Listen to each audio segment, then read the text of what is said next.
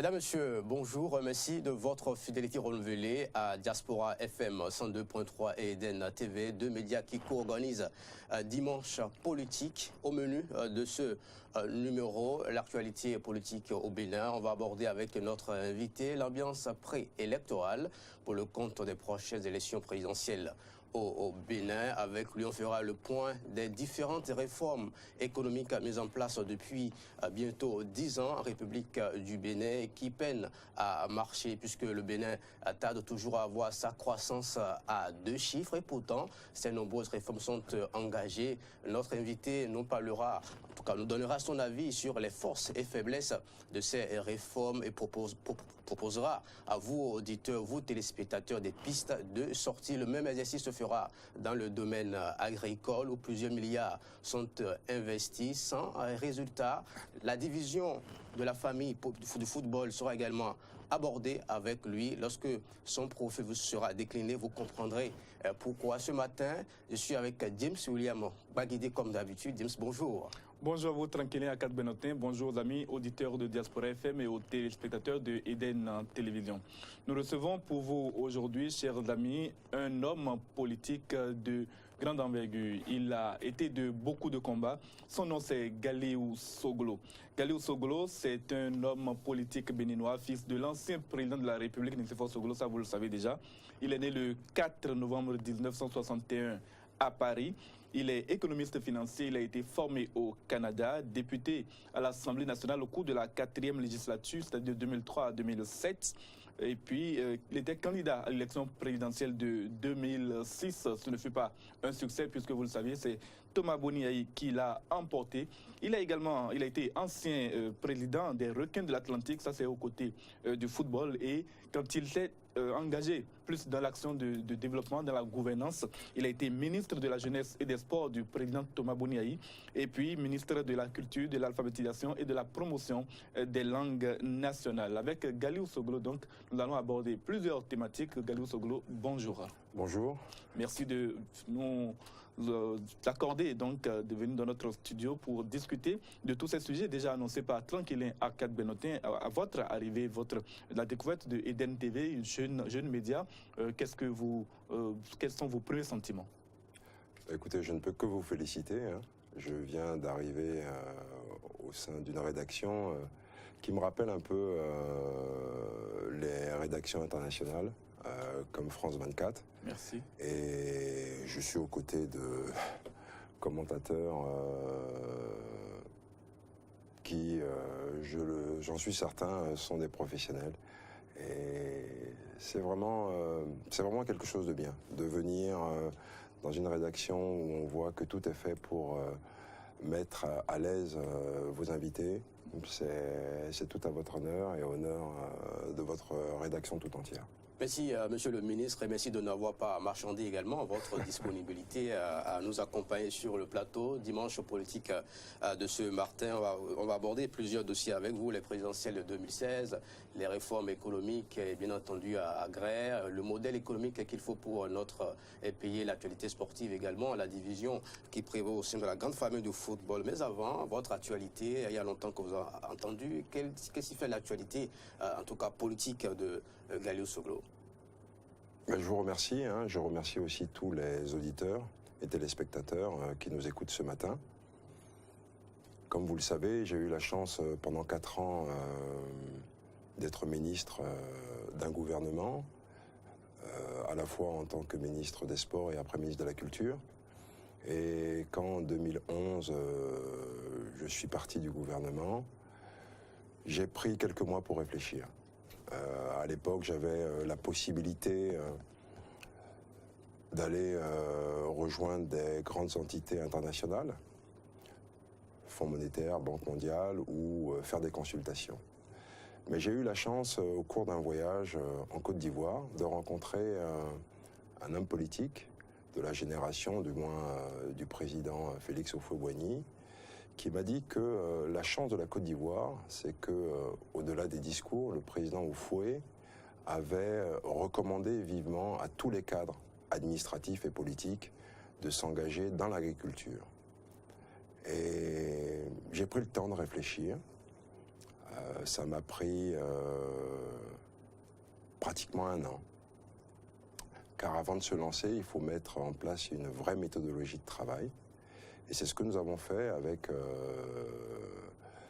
ceux qui m'accompagnent aujourd'hui dans ce projet. Depuis maintenant 3 ans, je vis à Lanceran, un village dans la commune d'Abomey-Calavi, à côté de Zinviers. Et je vis aux côtés de nos concitoyens. Quand je dis je vis, je dors là-bas, je me réveille au chant du coq à 5 heures du matin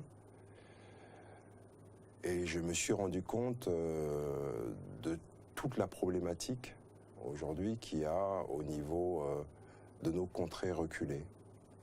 Et j'ai fait le pari de sortir de mon cocon, de sortir de chez moi et d'aller à la rencontre du Bénin profond. Mais pas une rencontre, je dirais, politicienne, si je peux employer ce terme. Beaucoup d'entre nous, beaucoup d'hommes politiques, les week-ends vont dans leur village, dans leur maison climatisée. Moi, depuis 3 ans, je vis au quotidien des villageois de Lanceran, sans climatiseur, attaqués par les moustiques. Et je me suis rendu compte réellement de la problématique de notre pays. Et c'est une occasion que vous me donnez de remercier cet acteur politique ivoirien qui m'a fait comprendre et a touché du doigt que c'est d'abord les hommes politiques qui doivent insuffler ce retour à la terre. Dans notre pays, trop souvent, on a l'adage de dire « si tu ne travailles pas, tu vas repartir à la terre ». Mais être paysan n'est pas une malédiction, bien au contraire. Être paysan, aujourd'hui, avec les nouvelles technologies, les nouvelles techniques agricoles, avec les experts que le Bénin compte, nous pouvons faire une agriculture performante. On reviendra au cours de la deuxième heure sur l'agriculture, le développement de l'agriculture dans notre pays. Et que retenir de votre expérience aux côtés de Boni Yahi? Écoutez, j'avais été auparavant député. Ça m'avait donné l'occasion de voir le travail du législateur et de voir aussi malheureusement les limites. Je suis profondément attentif au mieux-être de nos populations. Et pendant mon passage à l'Assemblée nationale, je me suis rendu compte que nous ratifions des lois, des financements qui nous étaient envoyés par le gouvernement, mais nous n'étions pas au service réellement des populations. Je vous donne 2 exemples concrets. Nous savons tous que le sport, la culture, le logement sont des problèmes importants qui touchent le quotidien des populations. Aujourd'hui, on parle d'économie culturelle qui génère des revenus, des emplois. On parle aussi d'une économie du sport qui crée des emplois, des revenus.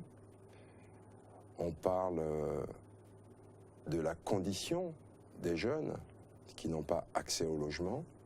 Et pendant toute cette mandature, je me suis battu pour faire voter ces lois sans succès. Après, on m'a fait le reproche de n'avoir pas été un bon ambassadeur pour faire voter ces lois. Je me suis rendu compte que simplement une dizaine ou une quinzaine de députés étaient résolument engagés vers cette voie du développement. Les autres, pour ma part, j'ai eu le sentiment que le sport, en particulier le football, n'était un vecteur qu'au moment des élections. On crée un tournoi de football, on donne quelques ballons et on pense qu'on a résolu le problème de la politique sportive dans notre pays. De la même façon, quand j'ai été au gouvernement, j'ai voulu faire donc un projet de loi dans ce sens. Et là encore, les députés n'ont pas été réceptifs. Trop souvent, ils sont réceptifs à quoi? C'est une critique, mais que nous vivons au quotidien. Quand il faut voter une loi sur des élections, sur le COSLEPI, sur de ce que j'appelle des instruments politiques, vous trouverez donc les députés qui vous diront « nous sommes à ce moment-là intéressés ». Certains même vous disent « l'Assemblée nationale est le lieu où on doit faire de la politique ».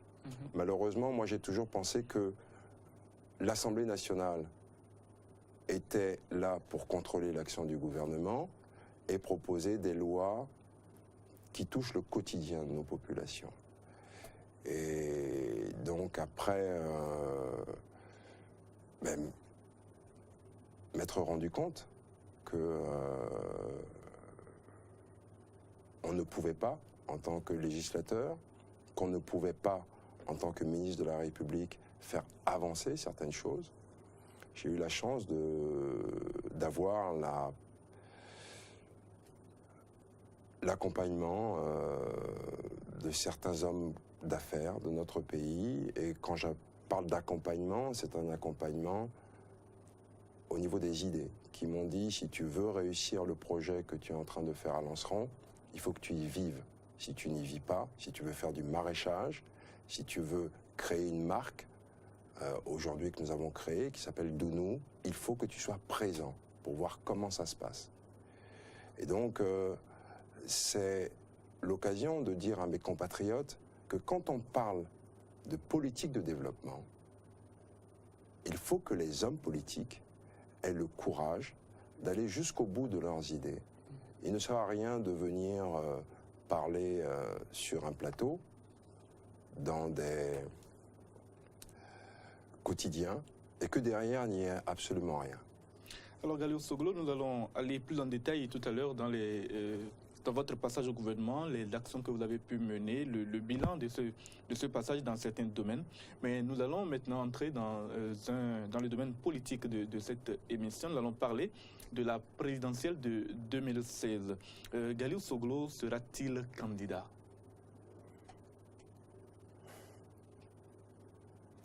Je ne m'interdis pas d'y aller. Voilà. Mais la question est est-ce que vous y irez? Vous avez tous les droits, vous avez déjà été candidat, vous avez la possibilité d'y aller. Mais est-ce que aujourd'hui, on est quand même à peine à 5 mois de cette élection, si vous devez y aller, vous devez vous déterminer, est-ce que vous y irez ou pas? Comme je vous le dis, je ne m'interdis pas d'y aller. Les conditions, au moment T, seront réunies pour savoir si j'irai ou si je n'irai pas. Je pense qu'il faut continuer à travailler. J'ai un slogan. Le travail éloigne de nous 3 grands mots. Le vice, le besoin et l'ennui. Quand vous travaillez, vous n'avez pas le temps de pouvoir simplement vous donner à ce que j'appelle de l'irrationnel politique. Nous venons de tellement bas que les populations doivent attendre de nous qu'au-delà des discours, nous puissions marquer de façon pratique leur quotidien. Et c'est ce que je fais depuis 3 ans. Alors c'est vrai, beaucoup de mes compatriotes, chers amis journalistes, pensent souvent que je ne vis pas au Bénin. Je suis rentré définitivement dans mon pays en 1993. Et depuis lors, je n'ai pas quitté le Bénin. Je voyage, comme beaucoup et encore peut-être moins que certains hommes politiques de notre pays. Mais je pense qu'à bientôt 54 ans, mon avenir, mon destin est chez moi. J'aime mon pays. J'y suis viscéralement attaché, peut-être parce que je n'y suis pas né. Et je m'y donne à 500%. La question de mon confrère James William Gbagidi par rapport à votre candidature pour les prochaines élections en 2016, on retient deux hypothèses de votre réponse. Pour le moment, vous ne vous êtes pas encore décidé. Dans quelques semaines, dans quelques mois, vous pourriez lever votre doigt pour briguer à la magistrature suprême. Si on considère la première hypothèse, parmi la flopée des tensions de candidature que nous sommes en train d'enregistrer ces derniers mois, est-ce qu'il y a un profil qui vous intéresserait? Je crois que ça sera au peuple béninois d'en décider. Mais vous êtes citoyen également, donc est-ce que vous voyez déjà quelqu'un qui a le profil, qui remplit les critères qui vous intéresseraient? Je crois pour ma part, si vous le permettez, que il faut faire confiance à notre peuple. Trop souvent, les politiciens disent notre peuple est analphabète. Qu'est-ce que ça veut dire? Parce qu'ils ne parlent pas français, ils sont bêtes? Je ne le crois pas. Ils l'ont démontré au cours de ces dernières élections, à la fois législatives et municipales, qu'on pouvait leur faire confiance. La seule valeur de l'argent ne doit pas nous faire craindre le pire d'aller à une élection présidentielle. Je vais vous donner un exemple. La valeur de l'argent, la valeur du travail est inscrite dans la Constitution des États-Unis d'Amérique, au même titre que porter une arme.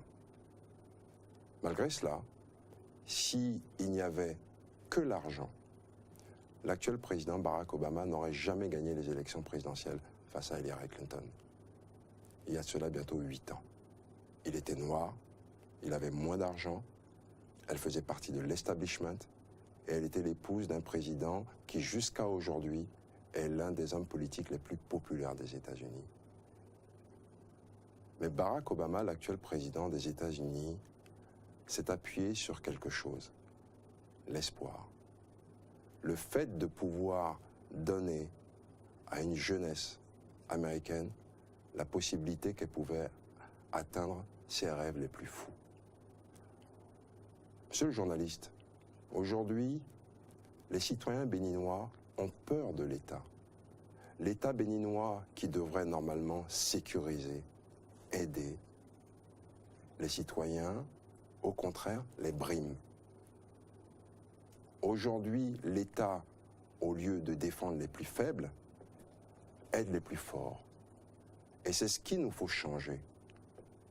L'État doit être au service des plus faibles, des citoyens béninois. Le Béninois ne doit plus avoir peur en allant dans une administration. Le Béninois ne doit plus avoir peur en se disant qu'en travaillant, il peut y arriver. Regardez le nombre d'acteurs politiques que nous avons dans ce pays. Tous ne viennent pas d'une grande famille. Mais dans les années 60, l'État dahoméen leur a donné la possibilité de grandir, de devenir ce qu'ils sont. Aujourd'hui, quand vous écoutez la plupart de nos concitoyens, des jeunes, si je n'ai pas un parrain, je ne peux pas m'en sortir. Et c'est ça qu'il faut briser. C'est ça que nous devons arriver à mettre en place. S'il devait y avoir une grande réforme de l'administration à partir de 2016, les citoyens béninois doivent se dire, quel qu'en soit le prix, l'État me protège, l'État m'accompagne. Alors Gallo Soglo, vous parlez de la valeur de l'argent qui est devenue une valeur capitale et sur laquelle les candidats, en tout cas les Américains, n'ont pas fondé l'élection de Barack Hussein Obama. Mais aujourd'hui, au Bénin, ils se positionnent dans l'arène politique, les hommes d'affaires, pour la prochaine élection présidentielle. Ceux-là même qui se se revendiquent comme ceux qui finançaient les hommes politiques pour les différentes échéances électorales et ils arrivent avec donc cette masse d'argent pour se positionner. Que pensez-vous dire de cette nouveauté de l'arrivée des hommes politiques dans l'arène, des hommes d'affaires dans l'arène politique? Ben écoutez, ça pose une bonne question, auquel j'ai répondu tout à l'heure. Si l'État protégeait tous ses citoyens, en commençant par les plus faibles jusqu'aux plus grands, je ne pense pas que les hommes d'affaires aujourd'hui se verraient obligés d'aller concourir à l'élection présidentielle. Mais maintenant, rien n'empêche un individu, quel qu'il soit, de se présenter à l'élection présidentielle. Nous avons vu dans d'autres pays des gens au parcours particulier, comme au Brésil avec l'ancien président Lula, réussir des réformes importantes au niveau économique et au niveau du développement du Brésil pour en faire l'une des 10 plus grandes puissances mondiales à l'heure actuelle. Donc, rien n'interdit à un individu de pouvoir compétir.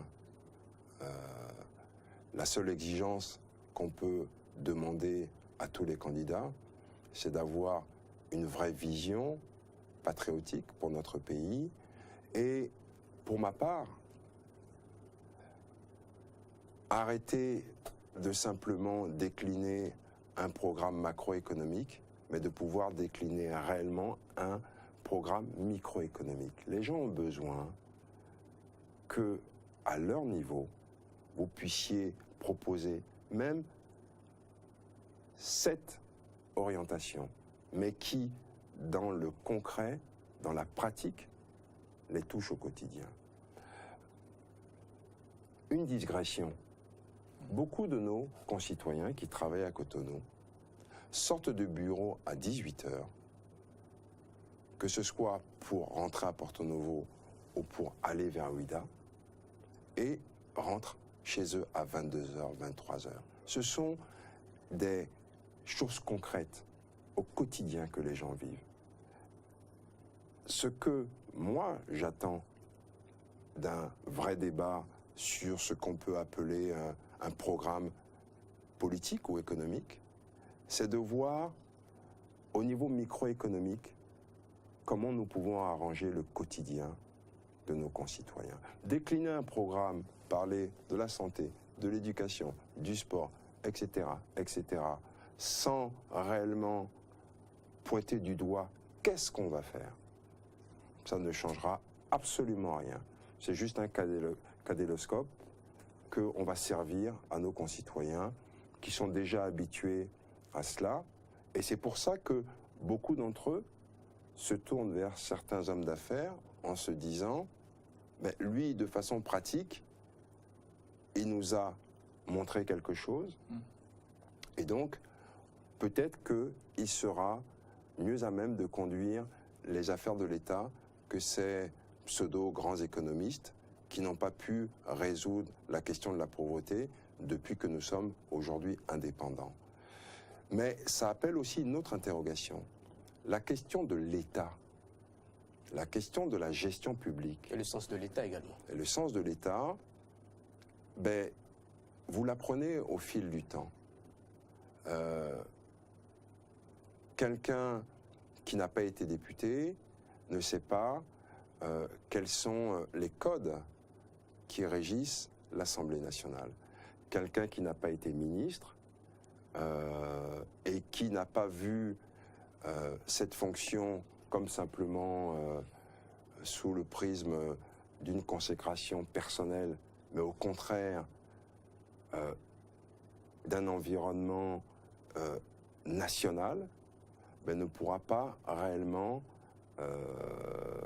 pouvoir conduire dans l'efficacité la gestion de l'État. Maintenant, il peut s'entourer des bonnes personnes qui peuvent l'aider à conduire aux destinées de notre pays. Mais la flopée de candidatures que nous observons, pour parler du sens de l'État, peut-on comprendre que ces gens-là, parce qu'en 2016, on ne veut pas élire un chef quartier, on ne veut pas élire un chef d'arrondissement, c'est le président de la République, le premier magistrat du Bénin. Il y en a qui, même qu'on ne connaît pas, qui sont de nulle part, et tout le monde veut être candidat. Aujourd'hui, on a enregistré environ 70 intentions de candidature, et nous sommes juste à, je crois, à quelques 5 mois de la joute électorale.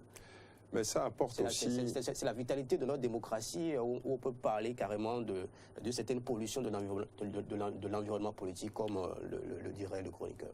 Je pense que notre peuple doit se rendre compte que après 2 quinquennats de l'actuel chef de l'État, nous avons ramené au rang, comme vous avez dit, de chef quartier la fonction présidentielle. Ça s'apprend. Malheureusement, nous sommes dans un pays où aujourd'hui, n'importe quel individu pense qu'il est à même de pouvoir diriger notre pays. Mais comment on en est arrivé là? La responsabilité, elle incombe à qui? La responsabilité, elle incombe avant tout à l'actuel chef de l'État et aussi à la classe politique dans sa grande majorité.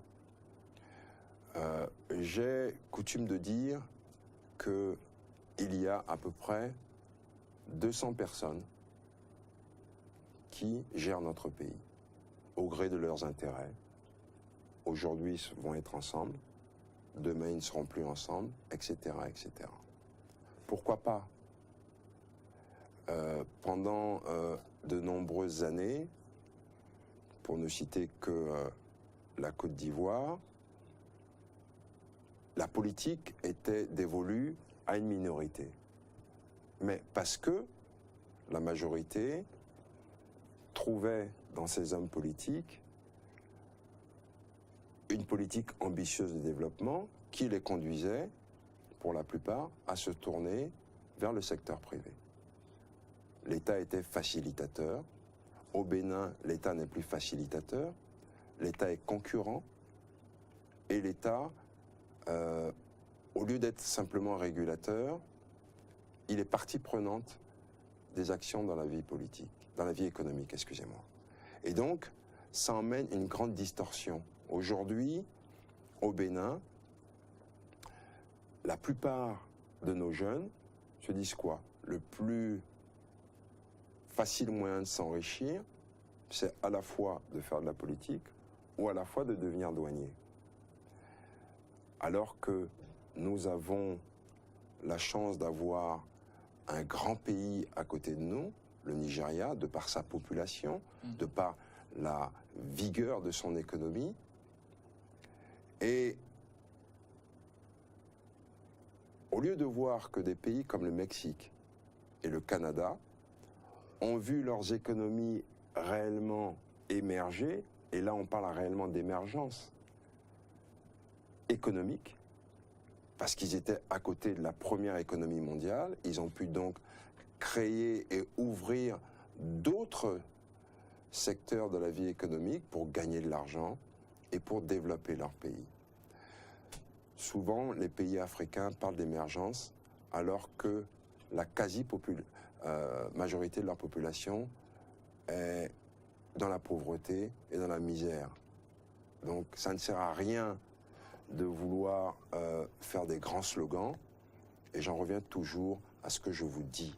Le meilleur slogan pour notre pays, c'est le travail. Azo miton. Monsieur le ministre, à quel niveau situez-vous la responsabilité du l'actuel président de la République dans le cadre de la multiplication des extensions de candidatures que nous observons? Puisque vous avez situé la responsabilité à 2 niveaux, au niveau du chef de l'État et au niveau de la classe politique. Au niveau du chef de l'État, à quel niveau sa responsabilité se situe? Écoutez, c'est le premier magistrat de notre pays. Nous sommes dans un régime présidentiel. Si les exigences de cette fonction avaient été mises à un niveau important, Je ne pense pas qu'il y aurait aujourd'hui autant de candidatures. On ne peut pas empêcher quelqu'un d'être candidat. On ne peut pas empêcher des gens de l'extérieur comme de l'intérieur d'être candidat. Mais aujourd'hui, quand on voit les difficultés que rencontrent nos populations au quotidien, je pense qu'il faut avoir vécu leur souffrance pour pouvoir demain vraiment parler pour elles. Rappelez-vous, entre 1990 et 2001, l'envergure de certains candidats faisait qu'on n'avait pas une multiplication, comme on le voit aujourd'hui, des candidatures dans notre pays. Quand, il y a de cela quelques mois, je me suis rendu dans une conférence débat avec certains de nos compatriotes, certains me rappelaient que le chef de l'État allait au détriment de ses ministres, des directeurs, des chefs services, dans toutes les contrées de notre pays. Ça amenait indubitablement des gens à se dire, mais si lui il le fait à la place de ceux qui devraient le faire, ben, la fonction même de président de la République s'en trouve amoindrie. Quand le chef de l'État, que ce soit à la télévision nationale, que ce soit dans un meeting, profère des mots parfois d'une telle violence, profère des termes qui ne sied pas à la première personnalité de notre pays, mais chacun peut se dire, écoutez, finalement, ce n'est plus le père de la nation, c'est quelqu'un qui considère cette fonction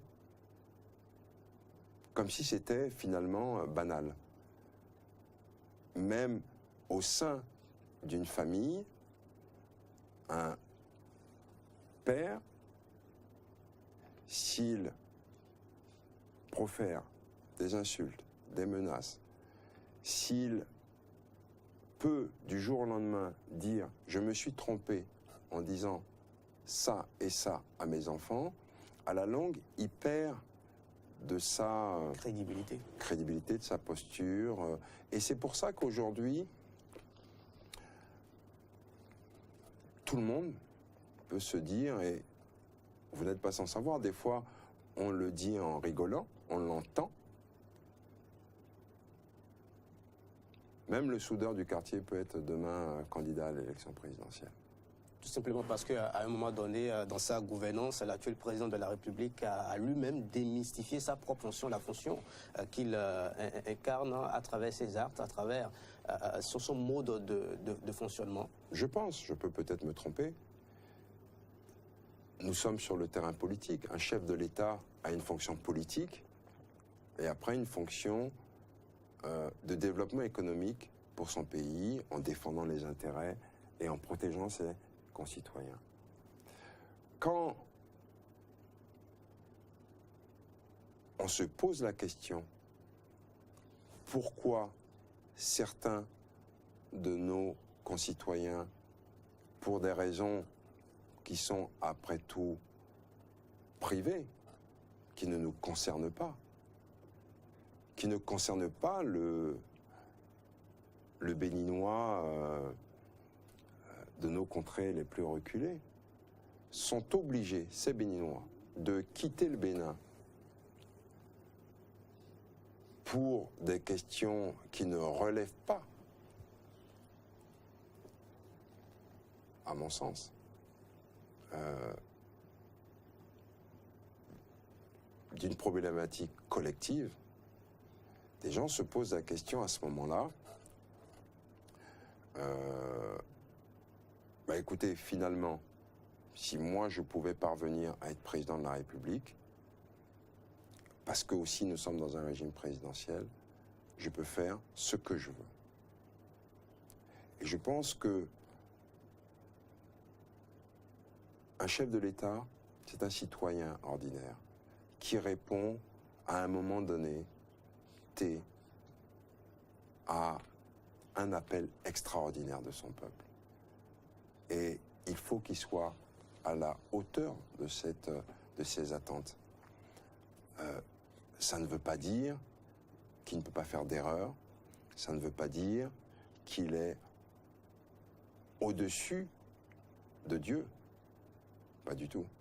Mais ce qu'on attend de lui, c'est qu'il puisse avoir une attitude, en tout cas, qui nous amène tous à nous dire, demain, l'État est accompagné par quelqu'un qui a une vision globale de la chose publique. Alors, à cet égard, Galileo Soglo, quel serait pour vous le profil idéal du prochain président de la République en quelques mots? En quelques mots, je pense que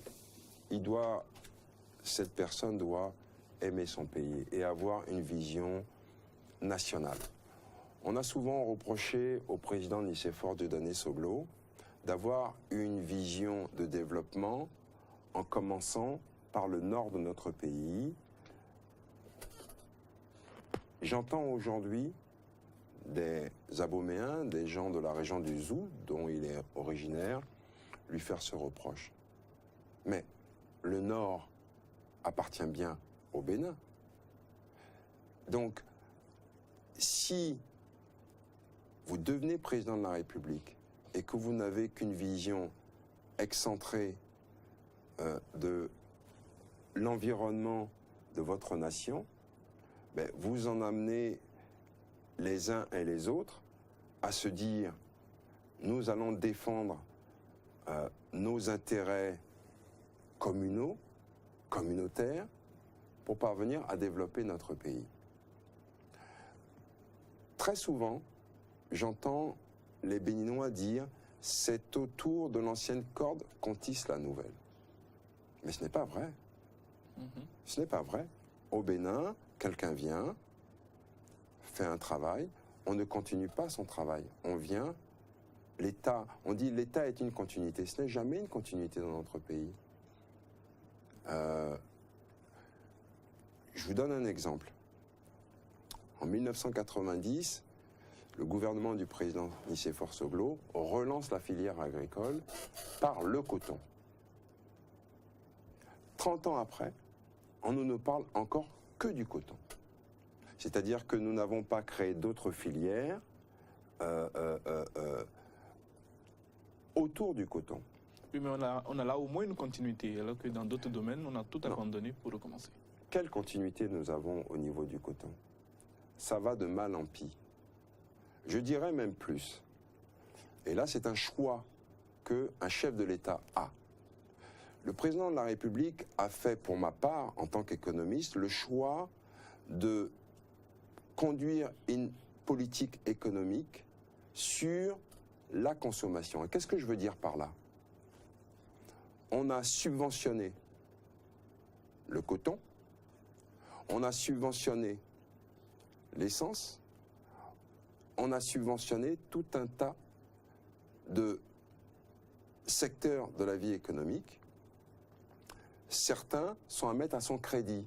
On a augmenté les salaires des fonctionnaires, c'est une bonne chose.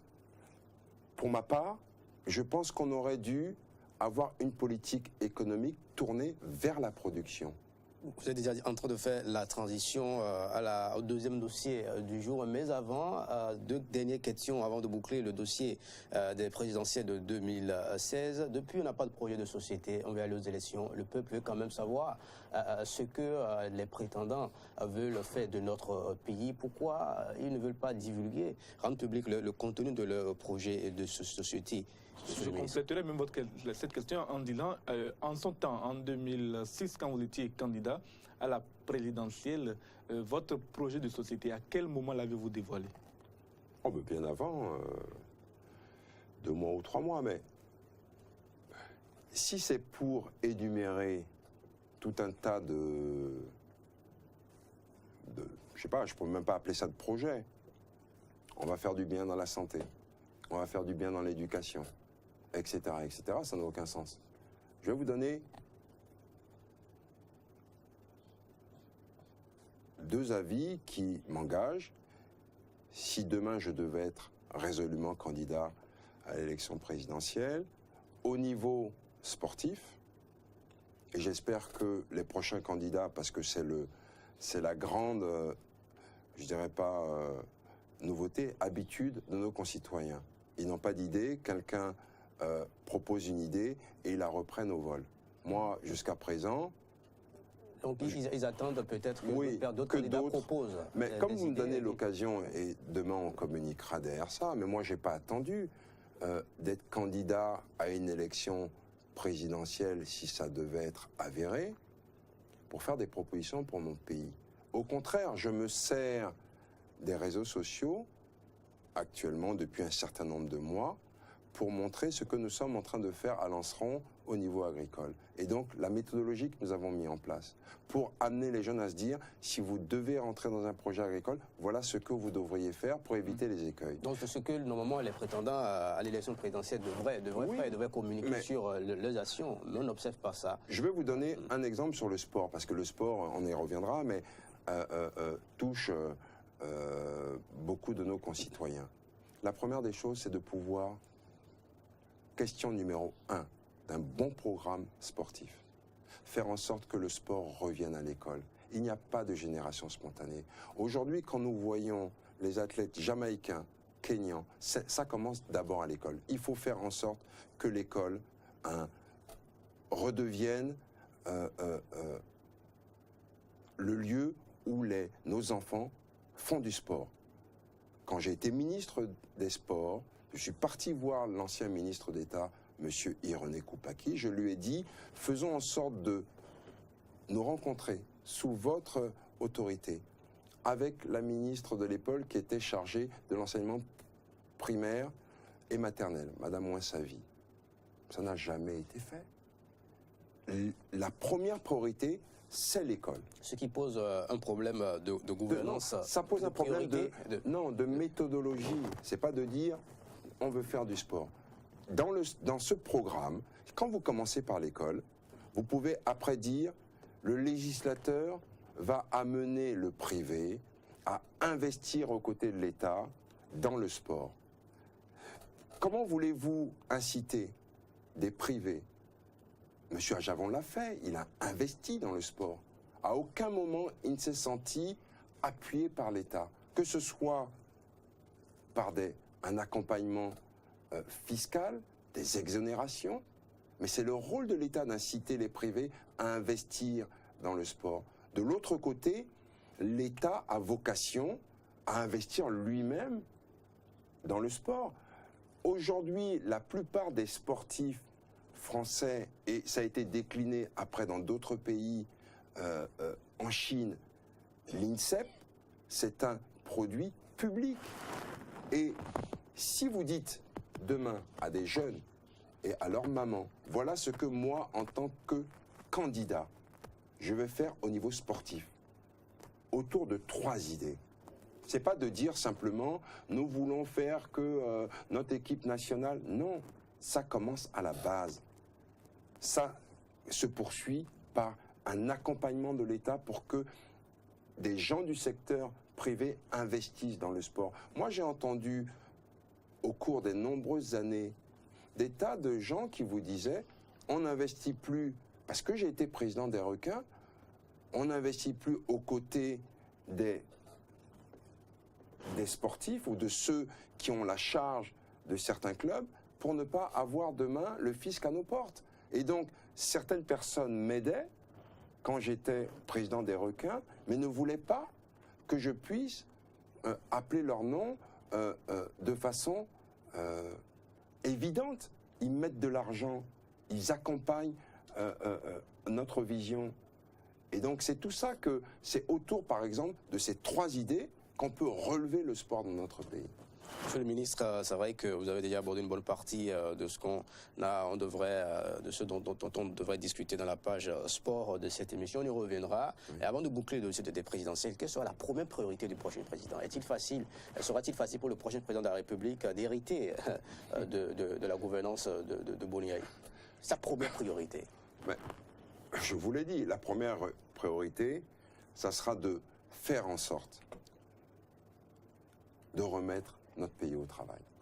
Remettre le pays au travail alors que l'État a des problèmes avec un certain nombre d'opérateurs économiques. Si ces affaires sont toujours là devant les grandes juridictions. Vous m'enlevez ce que j'allais dire, c'est-à-dire que il faut rappeler à notre peuple que le prochain président de notre pays, indépendamment de qui il va être, va devoir être confronté, à mon sens, dès le départ, à 3 grands problèmes. L'affaire ICC Service. L'État va devoir rentrer dans des contentieux par rapport au secteur privé, et en particulier certains grands hommes d'affaires dans notre pays. On parle de milliards de francs CFA à ce niveau. Si l'État était condamné, c'est entre 250 et 500 milliards de francs CFA. Donc, les affaires dont vous parlez, que vous n'évoquez pas, sont entre autres l'affaire PVI. L'affaire PVI et l'affaire du corridor ferroviaire Bénin-Niger. Exactement. Donc ce sont des épées de Damoclès qui vont être au-dessus de la tête du prochain président de la République. Il nous faudra à la fois beaucoup de doigté, s'entourer de juristes qui pourront lui donner des avis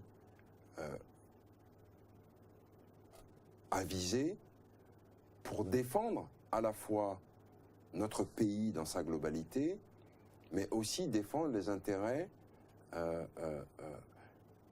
du secteur privé, car il y a des milliers de nos concitoyens qui se trouvent impactés par ces problèmes judiciaires au travers de ces 2 affaires dont vous avez mentionné. Donc, il va devoir à la fois gérer cela et à la fois remettre le pays au travail. La réforme de l'État, elle doit être au niveau de l'administration. Comme j'ai dit, l'administration doit accompagner et être au service de nos concitoyens. Maintenant, il y a aussi d'autres pistes au niveau de ce que va opérer le prochain président de la République pour innover au niveau des recettes de l'État. Il faut qu'on arrête toujours de nous vendre le coton, le porc. Il y a l'économie de la culture, il y a l'énergie, le tourisme culturel. Aujourd'hui, je l'avais proposé quand j'avais été candidat à l'élection présidentielle de 2006. L'État a vocation à prendre, c'est vrai, une participation dans le secteur énergétique, mais il doit laisser le soin au secteur privé de gérer cela, mais l'État doit prendre une participation d'abord.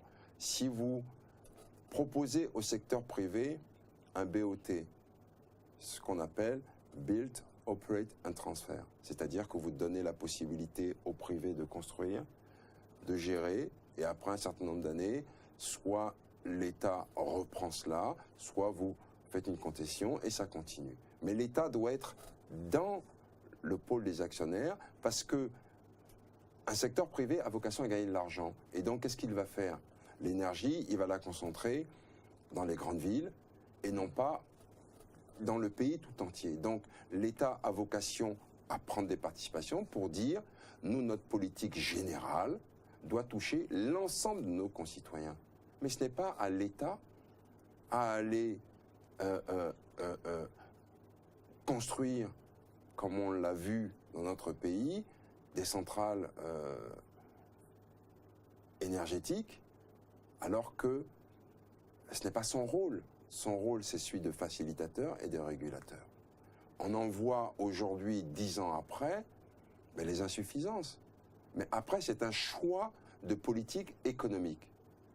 J'ai toujours pensé que l'État doit être un régulateur, mais en même temps, l'État doit défendre l'ensemble de nos concitoyens. Mais pour autant, l'État doit se servir du secteur privé pour pouvoir réduire un certain nombre d'insuffisances au niveau énergétique. Et je terminerai, il faut réduire le train de vie de l'État. L'État béninois aujourd'hui n'a pas vocation d'avoir autant de ministres au sein d'un gouvernement.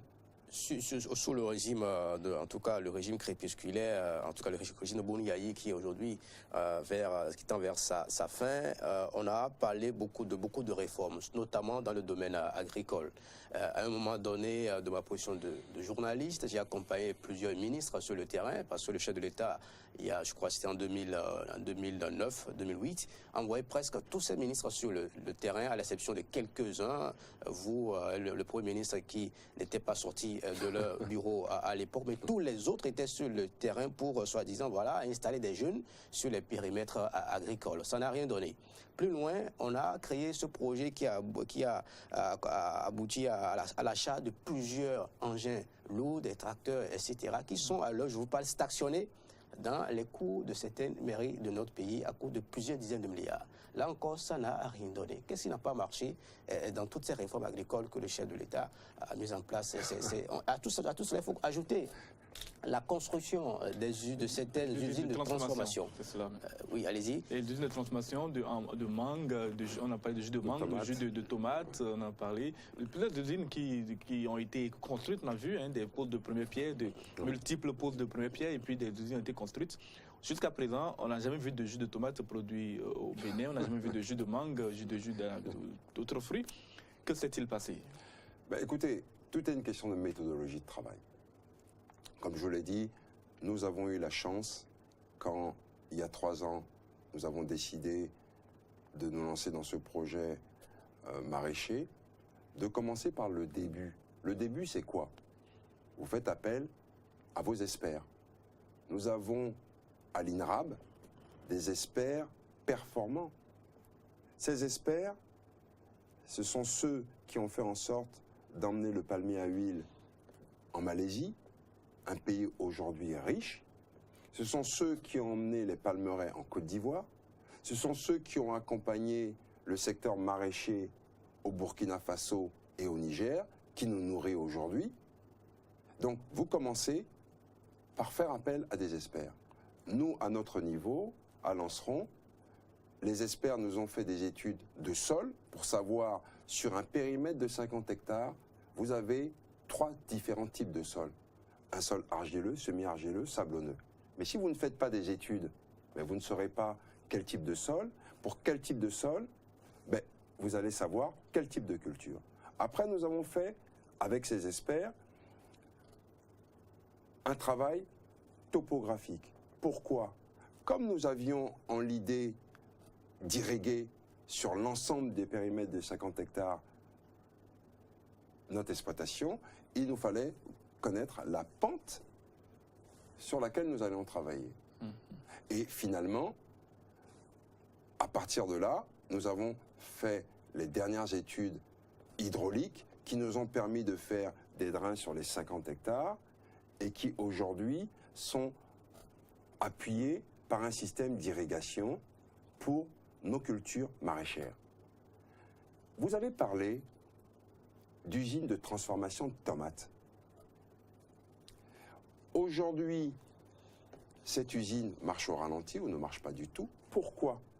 Si on avait fait appel aux experts que nous avons, les experts auraient fait comprendre aux hommes politiques qui se substituent à la fois au secteur privé, mais qui ne prennent même pas en compte ce que les experts auraient pu leur dire. C'est-à-dire que l'usine de transformation de tomates, les tomates que nous avons autour du périmètre de l'usine sont des tomates Tumvi, mais qui ne sont pas appropriées à la transformation en concentré de tomates ou en tomates pelées.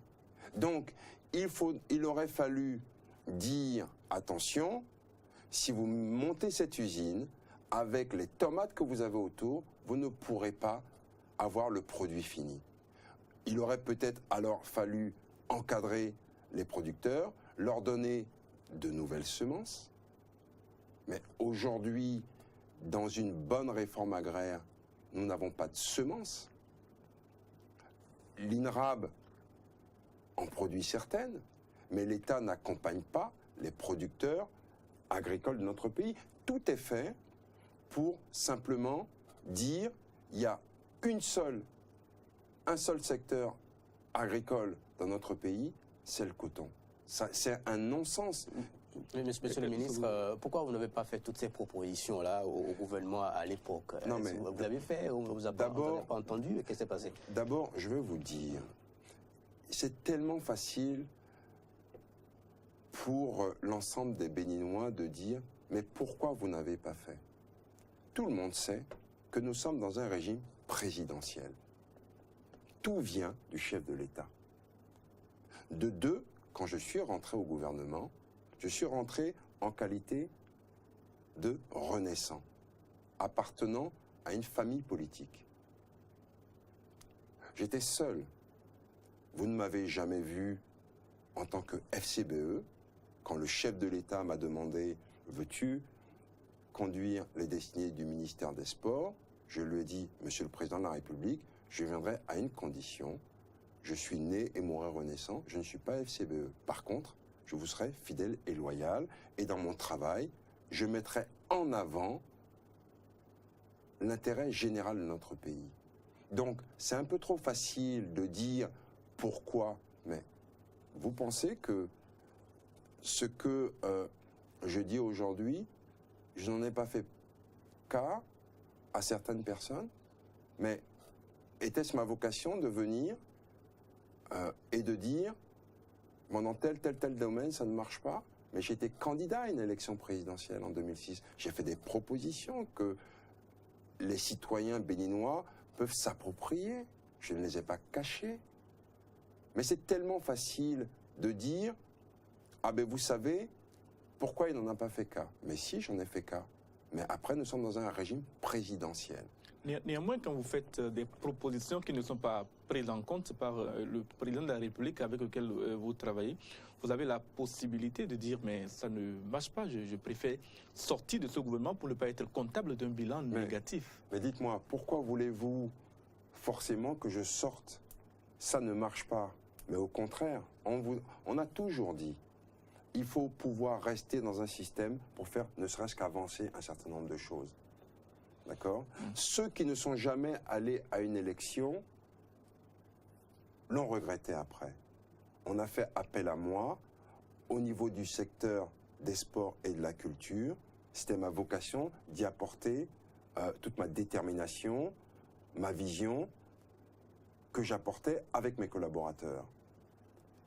De dire je ne vais pas y aller ou je vais m'en aller à un moment donné, j'ai dit au chef de l'État, je vous accompagnerai jusqu'en 2011, ce que j'ai fait. Après 2011, il a gagné les élections présidentielles. On peut aujourd'hui rappeler un certain nombre de faits, mais toujours est-il, et je l'ai rappelé en 2012 sur une de vos chaînes concurrentes, que j'ai demandé au chef de l'État à partir. Quand il a fait son remaniement, il savait que je voulais partir. Je lui ai adressé une lettre. Personne jusqu'à aujourd'hui n'est venu dire « Gagnou raconte des histoires ». Donc, si, messieurs les journalistes, j'ai pu avoir un certain recul par rapport à la chose du pouvoir, je ne parle pas de la politique, du pouvoir. Mon père a été Premier ministre et chef de l'État pendant 6 ans. Je suis économiste, banquier, trader. Combien de Béninois m'ont vu accourir derrière Nicéphore Soglo quand il était Premier ministre ou Président de la République? Donc, je peux dire à mes concitoyens que j'ai eu une certaine liberté de ton, d'engagement. Et quand je me suis rendu compte que je ne pouvais plus travailler dans certaines conditions, je suis parti. C'est très clair. Mais je ne peux pas aujourd'hui dire je suis comptable de ce qui se passe dans notre pays. Non, je ne suis pas comptable. Le président Yahya Boni m'a appelé en 2007. J'ai été 4 ans au gouvernement. Quand il a été élu en 2006, près de 75% de notre population l'a plébiscité. Donc je ne suis pas illégitime. Et si quelqu'un aujourd'hui, parce que c'est la mode de dire il est comptable, mais dites-moi, donc vous avez oublié, c'est tellement facile pour notre peuple et commode de dire ils sont comptables alors que je n'ai été dans aucune affaire, je n'ai volé personne, je ne suis dans aucune affaire de ICC ou Sensad. Mais par contre, si on dit il est légitime, donc toute la classe politique béninoise est légitime, depuis le président Mathieu Kérékou. On semble oublier que pendant 10 ans, il y a eu des scandales sous la présidence du président Mathieu Kérékou, avec l'UBF. Aujourd'hui, des gens se veulent vierges, alors qu'ils avaient des postes de responsabilité. Parce que n'oubliez pas, j'aurais pu prétendre être ministre de l'économie et des finances. Mais pour autant, j'ai accepté, malgré mon parcours personnel, malgré mes diplômes, malgré ma capacité à avoir été pendant des années un financier, en tant que nègre en France et aux États-Unis, de servir mon pays au niveau du ministère des Sports et de la Culture, qui sont considérés comme des ministères de sous-ordre. D'accord ? Tous ces gens-là, qui ont eu des ministères d'État, de l'économie et des finances, depuis 20 ans, ne sont comptables, alors eux, de rien, mais c'est Gagnou Soglo qui a eu 2 petits ministères qui devraient être comptables d'une situation... Il y a de grands ministères, de petits ministères. Ah oui, tout à fait. Parce que d'abord,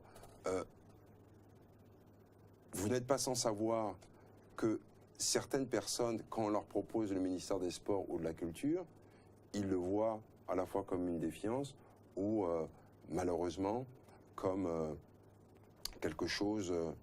lot de consolation peut-être ? Un lot de consolation. Alors que ce sont 2 grands ministères. Ces 2 grands ministères touchent pratiquement 80% de nos populations. Malheureusement, les populations elles-mêmes ne s'en rendent même pas compte. Et au lieu de soutenir et d'appuyer le travail que, par exemple, moi j'ai fait au sein de ces ministères, ces propositions de loi qui allaient donner un réel impact aux acteurs de ces 2 ministères, je n'ai jamais vu un jeune marcher et aller à l'Assemblée nationale ou au gouvernement pour demander « nous voulons qu'on puisse voter ces lois parce que ça va poser un cadre dans lequel nous allons pouvoir grandir ». Dans le même temps, on leur donne 1000 francs CFA pour aller chanter la gloire d'un député, d'un ministre ou d'un ancien ministre, ils vont le faire. Donc, aujourd'hui, je m'insurge contre le fait qu'on dise « Gagnou Soglo est comptable ». Je ne suis comptable de absolument rien du tout. Je n'ai rien volé, j'ai servi mon pays. Au contraire, depuis 3 ans, je vis au rythme du Bénin profond. Je ne dors pas en climatisé. C'est justement, tirant leçon de cette vie dans le Bénin profond, quelles sont les réformes urgentes que vous proposez pour que le développement agricole soit une réalité dans notre pays, puisqu'aujourd'hui, vous avez laissé votre expérience de grand banquier de côté, vous avez fait des recherches dans le domaine agricole, vous êtes en train de faire une expérience aujourd'hui. Tirant leçon de cela, quelles sont les réformes urgentes qui s'imposent dans notre pays dans le domaine agricole? D'abord, je tiens à vous dire que je n'ai pas été un grand banquier. J'ai été un banquier tout court. Mais on salue votre sens de l'humilité. Hein. Non, c'est pas une question de sens de l'humilité. Mais il est plus difficile d'être trader aux États-Unis ou en France dans un environnement qui n'est pas le vôtre, parce que vous êtes un noir, que d'être banquier dans notre pays. Parce que c'est votre environnement. Là-bas, on ne prend que les meilleurs. Donc vous êtes confronté aux meilleurs. Et si vous n'êtes pas le meilleur, l'entreprise des Blancs, si on peut le dire comme ça, elle ne vous prendra pas. Donc c'est une réalité. Hein? On dit souvent, au royaume des aveugles, le borgne est roi. Moi, j'ai été confronté à cet environnement, et après, je suis rentré chez moi. Maintenant, pour en revenir à votre question, je pense que, en ce qui concerne la réforme agraire, ça commence par le foncier. Nous avons gaspillé des milliards dans ce pays. Le MCA a quand même contribué un peu à régler ce problème. Le MCA, mais vous savez, moi je préfère me dire, comptons sur nos propres forces. Nous avons gaspillé des milliards en disant aux jeunes, on va te donner 2 millions, on va te donner 3 millions, on va te donner 10 millions, 20 millions. Mais on leur raconte des histoires, un vrai projet agricole. Mais ça met des années à éclore, surtout dans l'agriculture. La rentabilité d'un projet est au minimum de 3 à 5 ans. Il vous faut à la fois des ressources financières importantes, voire une aide de l'État, qu'aujourd'hui nous n'avons pas.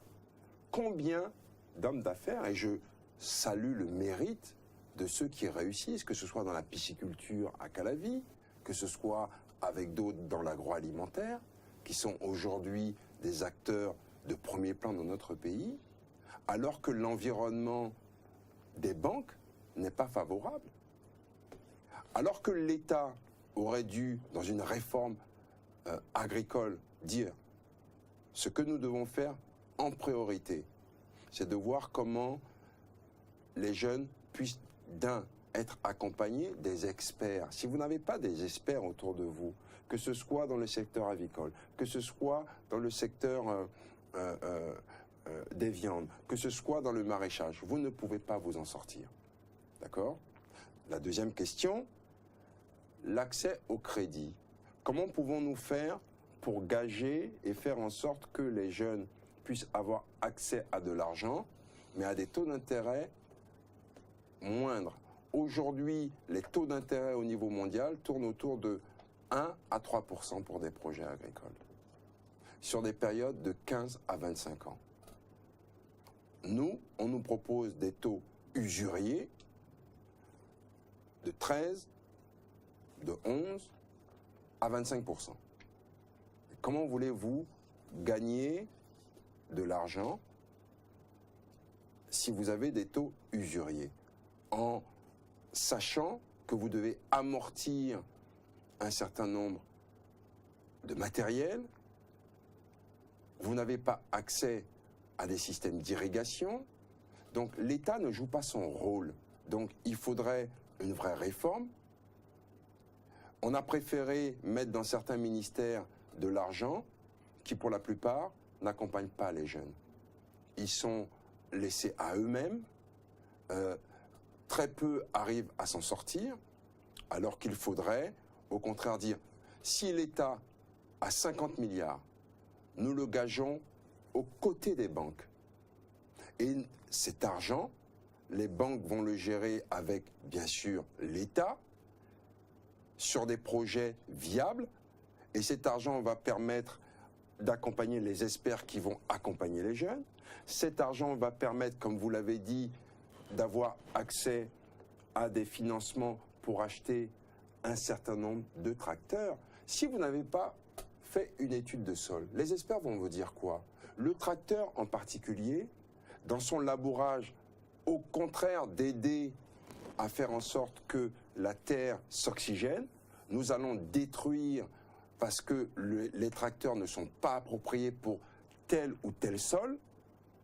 Hein, donc on va tasser le sol et non pas l'aérer, mais qui peut être au courant de ça si ce ne sont pas des experts?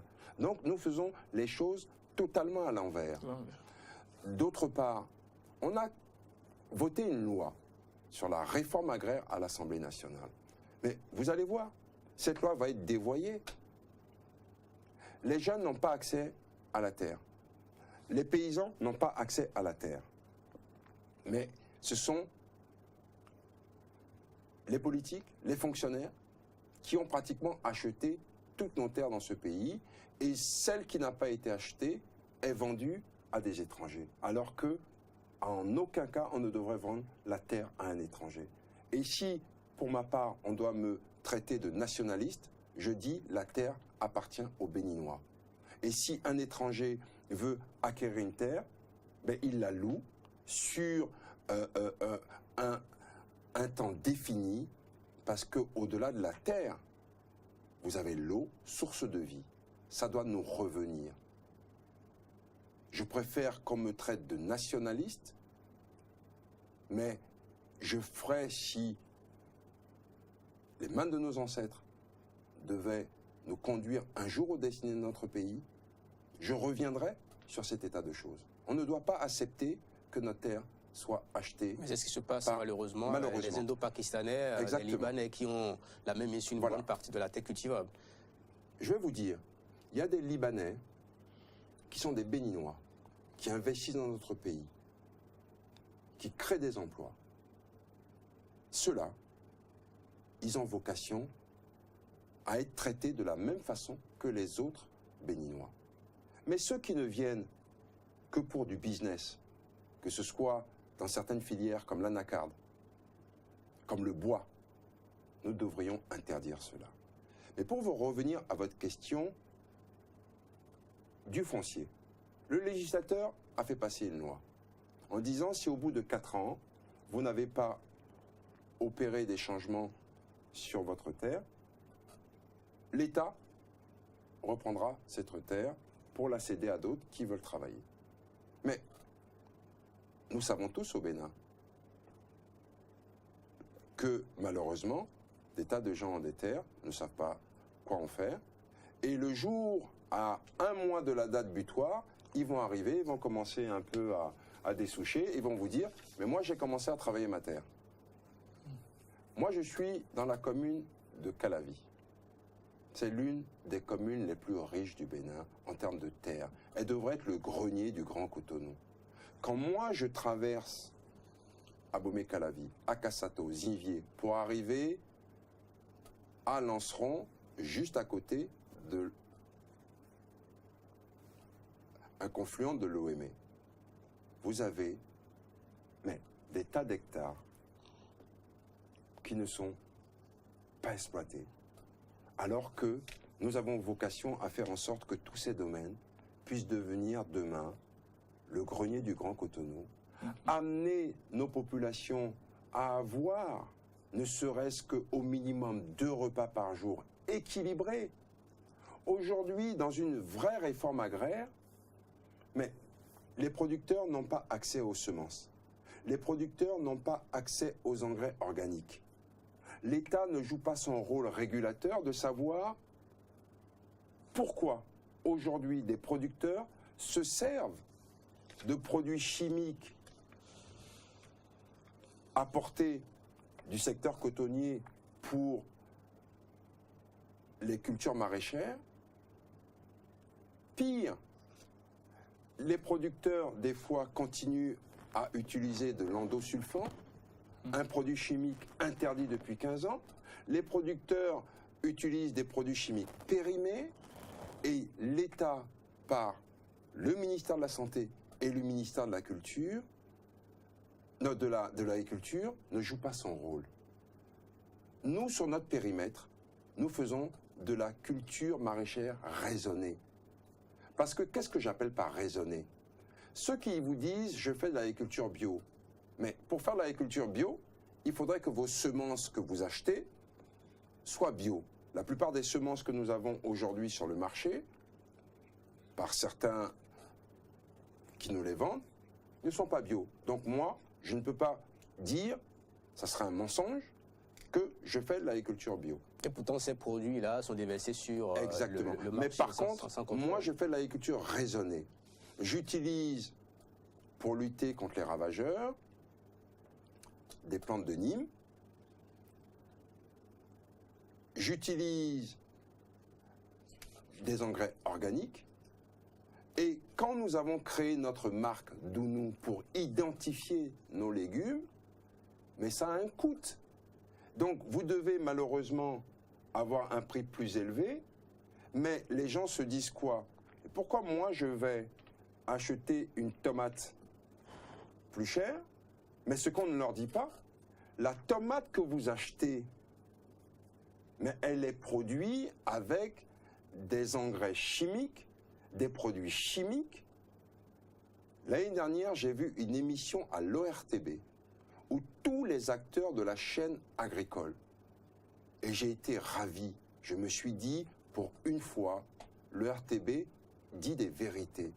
Des milliers de nos compatriotes meurent au nord de notre pays parce que d'abord, ils utilisent continuellement des produits chimiques dérivés de l'agriculture, du coton. On en met, là où on devrait en mettre une fois par semaine, on en met 4 à 6 fois par semaine. On n'attend même pas le temps, le délai d'une semaine à 15 jours, et les gens, après, on vous les propose et vous les mangez. C'est normal que les gens meurent. Et donc, il faut rappeler à nos concitoyens que dans une vraie réforme agraire, nous devons faire attention, c'est toute une chaîne. Et j'en terminerai à dire que nous avons la chance d'être sur une terre au niveau de Lanceron qui fait partie de ce qu'on appelle cette belle vallée de l'Ouémé, mais qui est jusqu'à aujourd'hui inexploitée. On a mis des milliards dans cette vallée. Pour quel résultat? Justement, merci Monsieur le ministre. On va conclure sur ce sujet. Juste un rappel à nos téléspectateurs et auditeurs. Le Nigeria qui a commencé sous Buhari une réforme agraire qui a conduit le gouvernement à recruter la plupart des jeunes ingénieurs agronomes du Bénin, du Togo, du Burkina et du Niger et se former même dans le centre Songaï, ce qui veut dire qu'il y a un problème de ressources humaines qui va se poser très bientôt pour le Bénin. On reviendra sur ce sujet, cette réforme-là. Lors d'autres plateaux. Alors nous allons continuer cette émission, nous allons parler d'un domaine qui vous intéresse également beaucoup, c'est-à-dire le foot, le sport en général, mais le foot en particulier. Le foot connaît une grosse crise depuis bien des années, elle a connu un regain ces derniers temps. Est-ce que vous avez une idée des tenants aboutissants de cette crise-là et si éventuellement vous les connaissez, quel est votre positionnement par rapport aux acteurs actuellement? Oui, je les connais tous, puisque j'ai été président des Requins et après j'ai été le patron du ministère des Sports. Mais là encore, tout est une question de comportement et de vision. Aujourd'hui, malheureusement, cette crise touche tout le monde. D'abord et avant tout, les jeunes. Il n'y a plus de championnat. Il n'y a plus, donc, au niveau de notre pays, de sport, en particulier de football. Et donc, les mêmes acteurs qui se battent continuellement les uns contre les autres arrivent aujourd'hui, malheureusement, à une situation qui est bloquée. Donc, ça les touche aujourd'hui au plus haut point. J'ai toujours dit, quand j'ai eu la chance d'être ministre des Sports, je viens en tant que ministre pour servir l'État. Je ne viens pas en tant que ministre pour régler des comptes à telle ou telle personne, parce que quand j'ai été président des Requins, j'ai eu à pâtir de certains comportements.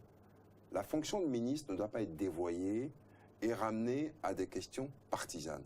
Malheureusement, la crise qui sévit aujourd'hui a atteint son paroxysme. La FIFA vient de proposer une sortie de crise. J'espère que notre pays va pouvoir trouver les ressources humaines pour pouvoir conduire cette transition et faire en sorte que les jeunes puissent jouer au football. Si vous n'avez pas de championnat, ça a un impact sur les équipes nationales. Oui, justement, à propos de cette transition que propose la FIFA, est-ce que vous seriez preneur d'un rôle de médiateur ou de gestionnaire de cette transition? Écoutez, je pense que la plupart de tous ceux qui aiment le football me connaissent, ont vu quelle a été ma conduite en tant que ministre des Sports et avant cela président des Requins, ma détermination à œuvrer pour l'intérêt général, mais tant je ne sais pas ce qu'il compte faire, on n'a pas fait appel à moi de façon officielle, mais je vais vous dire, si on devait faire appel à moi pour conduire cette transition, je ne vais pas me dérober de mes engagements vis-à-vis de notre pays. Si c'est faire en sorte que le football redevienne le sport national avec un championnat, avec des directives bien faites, mais bien sûr, je ne me déroberai pas à cet appel. Maintenant, je n'ai pas vocation à vous dire que je veux être président de la Fédération béninoise de football. Mais la plupart des acteurs savent que je les connais, que je les respecte, mais que je n'appartiens à aucune chapelle. Et que donc, je suis un homme indépendant. Et donc, cette indépendance me conduit à avoir une idée globale de la situation.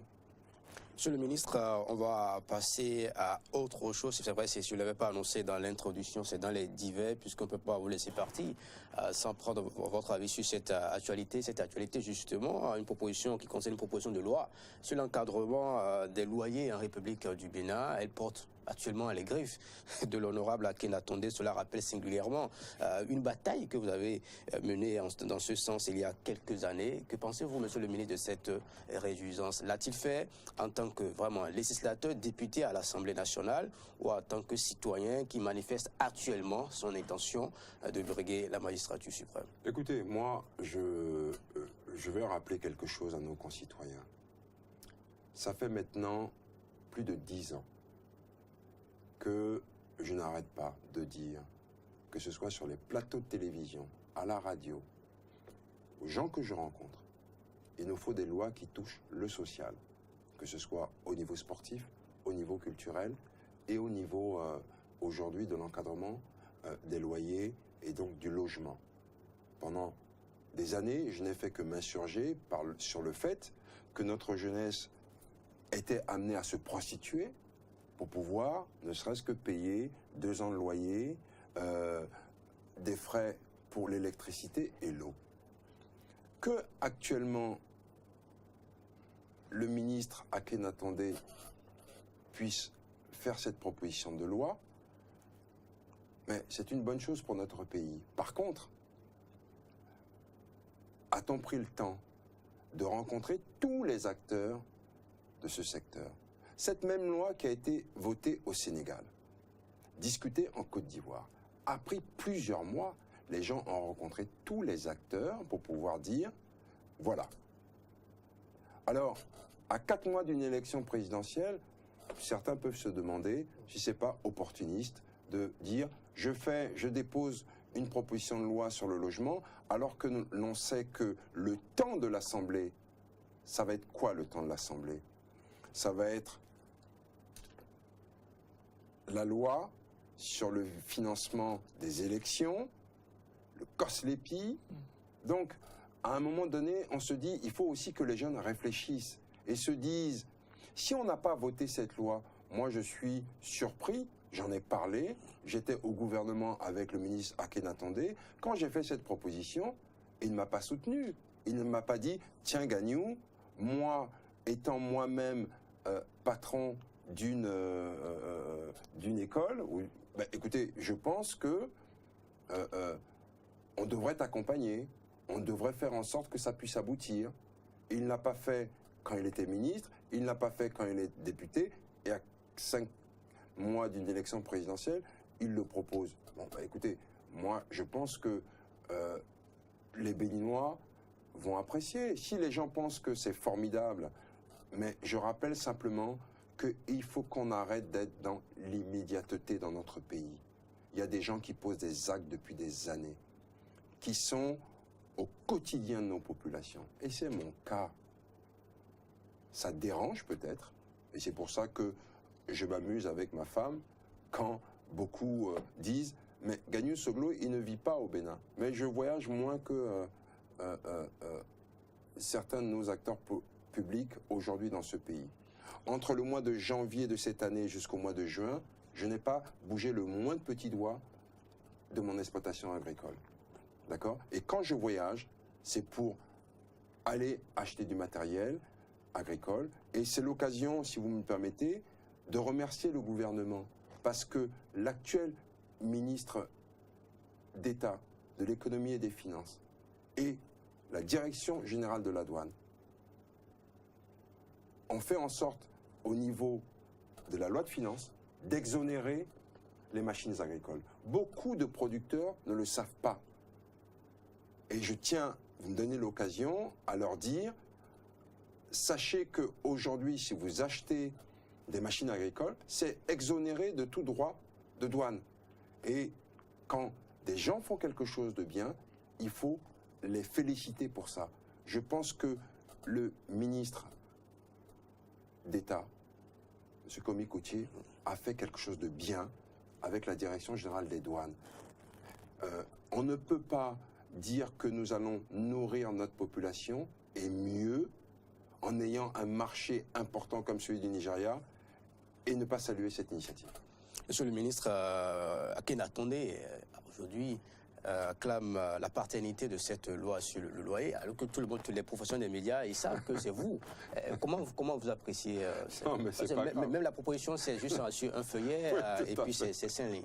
Et j'ajouterais que cette propension à peut-être, je parlerais même de l'usurpation de la paternité de proposition de projet de loi, n'est pas née récemment. Déjà, il y a quelque temps, le projet de loi sur l'âge de la retraite a été exactement utilisé dans le même sens. Est-ce que vous ne sentez pas, vous n'êtes pas un peu gêné quand dans la classe politique on peut se comporter ainsi? Non, mais vous savez, je pense que j'ai eu la chance au cours des dernières années de discuter avec des gens qui sont amoureux de notre pays, qui veulent faire avancer notre pays. Regardez, aujourd'hui nous sommes sur votre chaîne.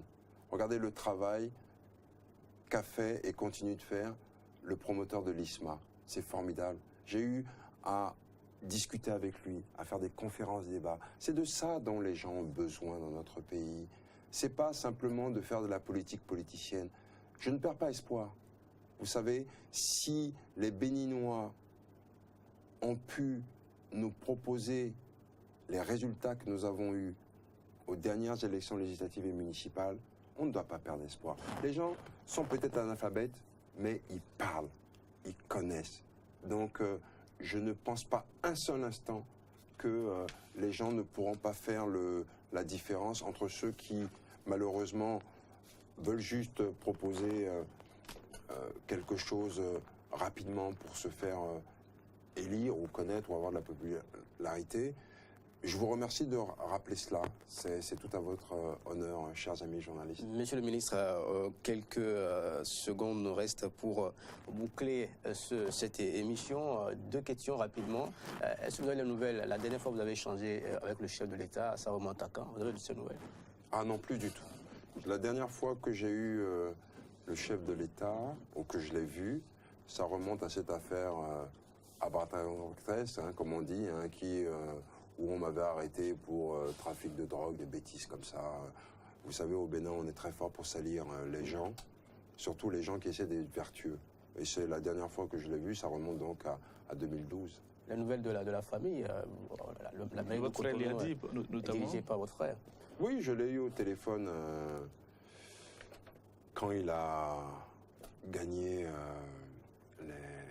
du moins, il a été élu par les Cotonoises et les Cotonois à cette fameuse bataille de Cotonou. Je n'ai pas pu me rendre moi-même à son installation en tant que maire, parce que je travaillais sur ma plantation et ce jour-là, je recevais du matériel, il était impératif que je sois là. Mais sinon, vous savez... Mais la famille est réconciliée. D'abord, on n'a jamais été brouillé. La seule chose, c'est que aujourd'hui, je n'appartiens plus à la Renaissance du Bénin. C'est un fait. C'est un fait politique. Mais je continuerai à rester renaissant parce que pour moi, être renaissant, c'est vanter les mérites du travail de Nicéphore Dieudonné Soglo en tant que chef de l'État.